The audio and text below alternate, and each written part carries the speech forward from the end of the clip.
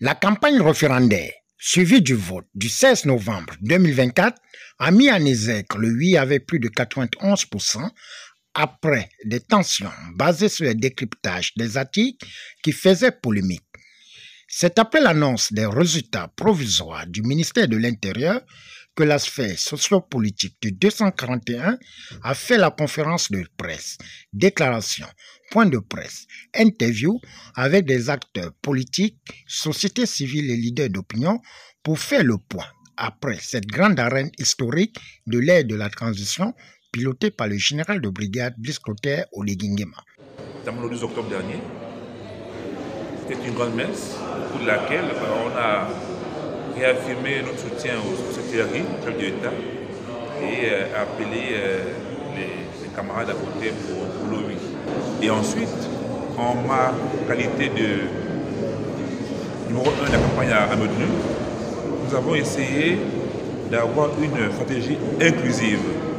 Donc on a travaillé avec les leaders d'opinion, politiques et religieux, mais également avec l'ensemble de la population. La population et moi, nous sommes un. Vous savez, pour faire de la politique, il faut aimer les gens, il faut être proche des gens. Voilà.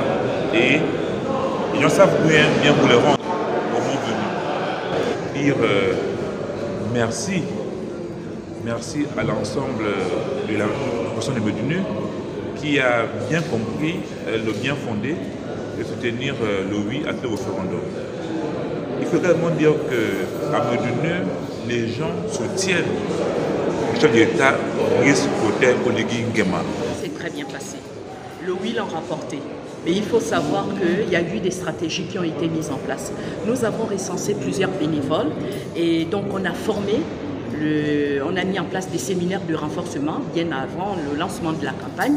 Et donc ça nous a permis d'expliquer la Constitution clairement à toute la population de la commune de Franzil et du 2e arrondissement en particulier. Donc le vote du oui dans le cadre du 2e arrondissement était autour de 98%. On avait un taux de participation très élevé, on n'a pas eu l'abstention, un taux d'abstention il était très faible, donc ça s'est très bien passé au niveau de ma localité. Et j'ai remercié les populations, j'ai remercié aussi ces jeunes qui m'ont accompagné, ils étaient autour de 500, plus de 500 personnes que j'ai mobilisées pour m'accompagner et pour faire le tour de la commune et voir même le tour du département de la Passa, parce qu'ils sont allés partout pour plus ou moins faire connaître la constitution du pays. Après plusieurs mois d'observation et d'abstention, à donner à notre avis sur le contenu de la nouvelle constitution qui nous avait été proposée, le CAP et le MCVL ont décidé en date du 9 novembre 2024 de réunir le deuxième Conseil national extraordinaire de son histoire afin de statuer officiellement sur l'option à prendre sur la question du oui et ou du non qui nous a été soumise par le président de la République, chef de l'État, à travers un référendum constitutionnel qui a tenu ses assises le samedi 16 novembre 2024.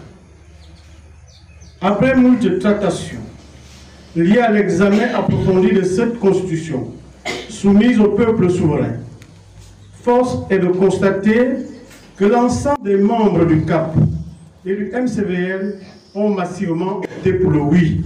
Après le sentiment et avis des acteurs du oui, à savoir l'honorable de la transition, Frédéric Zué-Edian, Judith Lekogo et Emmanuel Mvemba, leader d'opinion et ancien candidat à l'élection présidentielle de 2023, deux parlementaires, à savoir Jean-Rémy Yama et Marcel Libama, ont dépeint l'organisation suivie de l'équilibre de l'information face aux enjeux à venir qui se pointent à l'horizon. Pas pour juger si quelqu'un a bien travaillé, on dit oui, si quelqu'un a mal travaillé, on dit non.